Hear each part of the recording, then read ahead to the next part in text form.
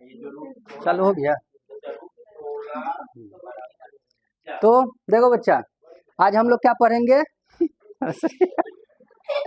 अरे देखो, हंसो मत। देखो,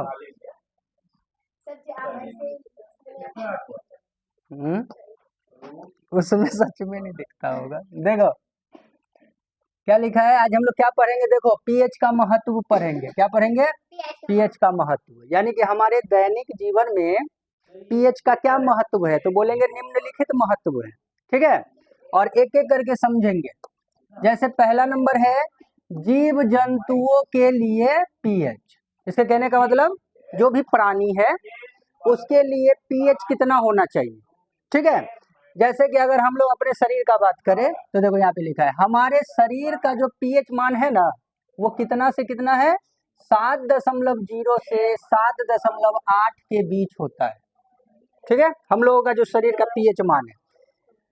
हमारे खून का जो पीएच मान है वो कितना है? 7.4 है। अर्थात इसके कहने का मतलब देखो, 7.0 से 7.8 के बीच अगर पीएच मान है तो हमारा शरीर क्या रहेगा?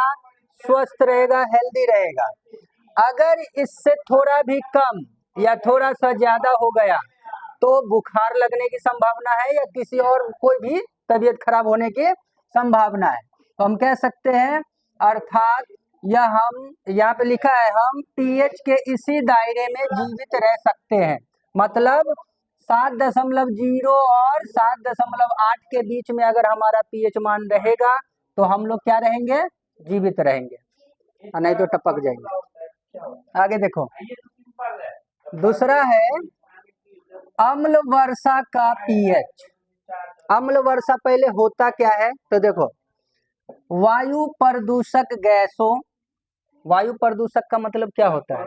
हमारे हवा को जो प्रदूषित करता है यानी हानि पहुंचाता है, उस गैस सब का नाम क्या है ना? यहाँ पे देखो, सल्फर डाइऑक्साइड, नाइट्रोजन डाइऑक्साइड, यानी कि SO2, NO2, ये सभी क्या है?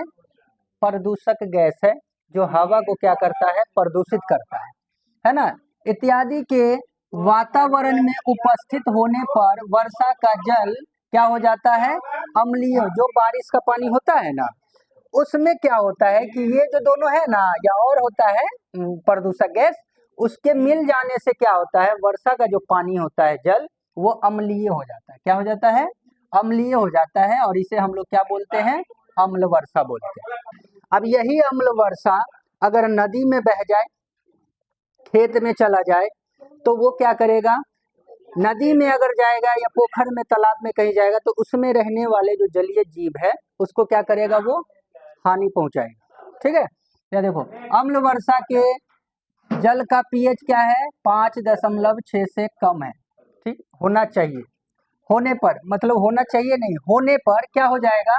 जल में रहने वाले जीव जो है ना, संकट में आ जाएंगे, यानी कि मरना शुरू हो जाएगा अगर अम्ल का पीएच मान 5.6 से कम होगा।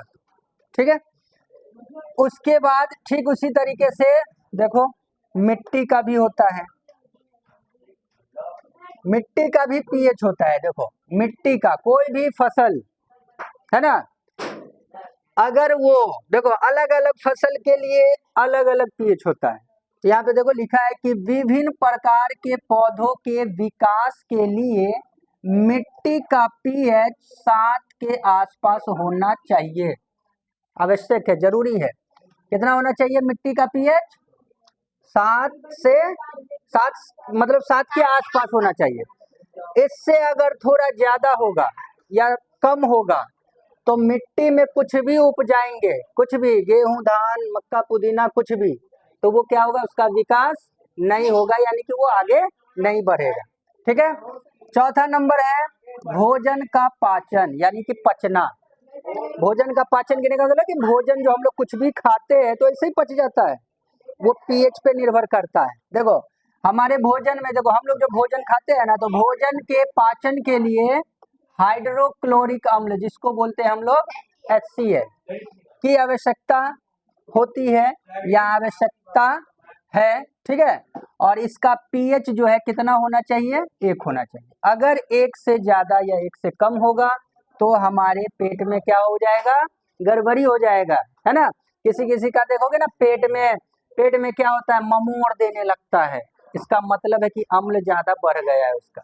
तो ऐसी स्थिति में क्या किया जाता है, उसको क्षारक दिया जाता है। क्षारक यानी कि एंटासिड नाम का दवाई होता है, उसको दिया जाता है ताकि वो पेट का मोड़ जो होता है, जो गड़गड़ाहट सब होता है, वो सब क्या होता है, खत्म हो जाता है। अक्सर आदमी क्या करेगा, पेट में जो ममोड़ होता है ना, तो वो क्या करेगा, ये क्या बोलते हैं, उसमें दिख रहा है क्या, हाँ हाँ, तो ठीक है। देखो तो क्या होगा कि नींबू पानी दे देगा, जो कि वो उल्टा है, और अम्ल बढ़ा देगा और पेट में दर्द होगा। समझ में रहा है। तो नींबू पानी नहीं देना चाहिए, क्या देना चाहिए, कोई क्षारक चीज देना चाहिए, जैसे कि बेकिंग सोडा होता है, शायद बेकिंग सोडा, यहाँ ऐसे खाने वाला जो सोडा होता है, जो ब्रेड उरेड सब बनाने में जो किया जाता है, पाव रोटी सब बनाने में, नहीं उजला वाला बेकिंग, तो उसको थोड़ा सा दे करके पिला दिया जाता है तो ठीक हो जाता है, ठीक है। लास्ट है, देखो हमारे दांत का भी पीएच, मतलब कि दांत का भी पीएच मान होता है। देखो यदि मुंह का पीएच मान 5.5 के नीचे चला जाता है तो दांतों का झरना शुरू हो जाता है। दांत का ये जो दांत होता है ना, दांत के जो सबसे बाहरी परत है उसको इनामेल कहते हैं। कोई भी मीठा चीज हम लोग जो खाते हैं तो क्या होता है, वो मीठा चीज चिपक जाता है दांत में, और चिपकने की वजह से क्या होता है, वो धीरे धीरे अम्ल का निर्माण करता है। क्या चीज का, अम्ल का। और वो धीरे धीरे क्या करेगा, दांत को सड़ाना शुरू कर देगा। इसलिए कभी भी मीठा चीज या चाय या कुछ भी पियो मत। चाय जैसे होता है ना कि किसी ने चाय पी करके ऊपर से पानी पी लिया, वो नहीं करना है। चाय पियो, लेकिन 1 से 2 मिनट बाद कुल्ला कर लो, ऐसे कर पीना मत, सिर्फ कुल्ला करना है, दांत को ऐसे करके साफ करना है। और चॉकलेट भी खाओ, तुरंत कुल्ला करके पानी को फेंक दो, पानी नहीं पीना है, सिर्फ कुल्ला करना है, तो दांत सेफ रहेगा। और नहीं तो फिर वही सड़न गलन जो भी होगा शुरू हो जाएगा, ठीक है। तो ये समझ गए। अब दूसरा सवाल देखो, दूसरा है यहाँ पे, देखो अम्ल और क्षारक के बीच में अंतर। तो ये बहुत इंपॉर्टेंट है, इससे पहले वाला भी, ठीक है, इससे पहले जो है वो भी इंपॉर्टेंट है, एग्जाम में आता रहता है, ठीक है।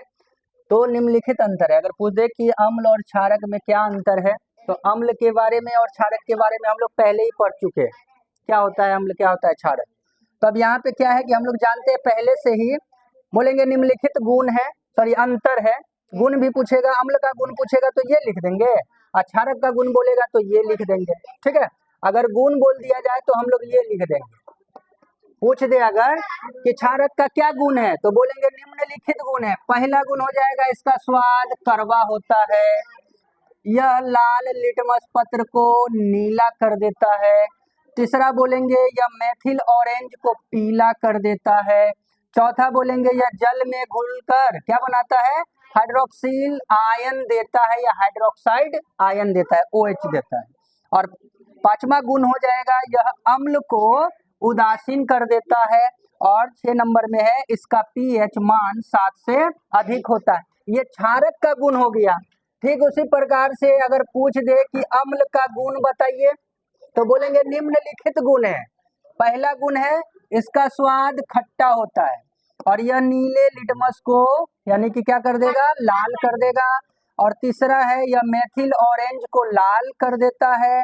और चौथा नंबर है कि यह जल में घुलकर हाइड्रोजन आयन यानी कि H+ देता है। और पांचवा है कि यह क्षारक को उदासीन कर देता है ना, यानी क्षारक में अगर अम्ल को मिला देंगे तो उसको क्या कर देगा, उदासीन कर देगा, यानी 7 का जो पीएच मान होगा ना वो 7 हो जाएगा, और इसका पीएच मान 7 से कम होता है। तो ये था अम्ल का गुण, और ये था क्षारक का गुण, यानी कि भस्म का गुण, इसको भस्म भी बोलते, याद रखना, ठीक है। तो ये इसका गुण हो गया। लेकिन सवाल तुम्हारा इसमें वो नहीं है, सवाल तो ये कोई तीसरा नंबर है कि अम्ल और क्षारक में क्या अंतर है। तो बोलेंगे निम्नलिखित अंतर है, अम्ल का स्वाद खट्टा होता है जबकि क्षारक का स्वाद कड़वा होता है। ऐसे 2 पार्ट में करोगे अंतर, ठीक है। यह नीले लिटमस पत्र को लाल कर देता है जबकि क्षारक जो है लाल लिटमस पत्र को नीला कर देता है। ये समझ में आ गया, ये समझ में आ गया ना। चल नेक्स्ट सवाल देखो, इसमें 3 सवाल है, 3 सवाल बनेगा, समझ गई ना। अम्ल का गुण लिखे तो बोलेंगे निम्नलिखित गुण है, इस साइड वाला लिख दोगे एग्जाम में। अगर पूछ दिया भस्म यानी कि क्षारक का गुण लिखिए तो बोलेंगे निम्नलिखित गुण है, तो इस साइड वाला लिख देंगे।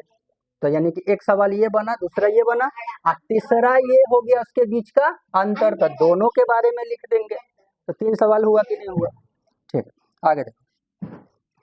साधारण नमक, इसको हम लोग देखो, साधारण नमक का जो रासायनिक नाम होता है इसको बोलते हैं हम लोग सोडियम क्लोराइड, और इसका रासायनिक सूत्र क्या होगा, NaCl, यानी कि रासायनिक सूत्र हो जाएगा NaCl। Na से सोडियम, Cl से क्लोरीन, यानी कि सोडियम क्लोराइड। इसको बनाया कैसे जाता है, वैसे तो ये समुद्र से निकाला जाता है, ठीक है, लेकिन बनाएंगे कैसे। हाइड्रोक्लोरिक अम्ल को यानी कि HCl को जब हम लोग क्या करेंगे, सोडियम हाइड्रोक्साइड यानी कि NaOH के साथ अभिक्रिया कराएंगे, तब जाकर के हमें क्या प्राप्त होगा, सोडियम क्लोराइड, यानी कि साधारण नमक हमें प्राप्त हो जाएगा, यानी बन जाएगा।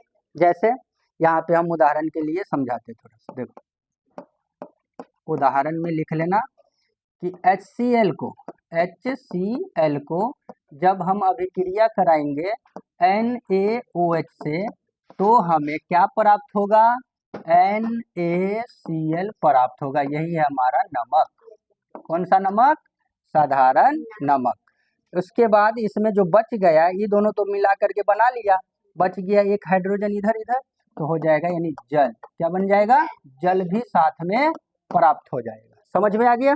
अब है इसका उपयोग, तो हम लोग उपयोग कहाँ करते हैं ये तो मालूम होगा। भोजन जब भी बनाएंगे पकाएंगे कुछ भी, तो उसमें होता है।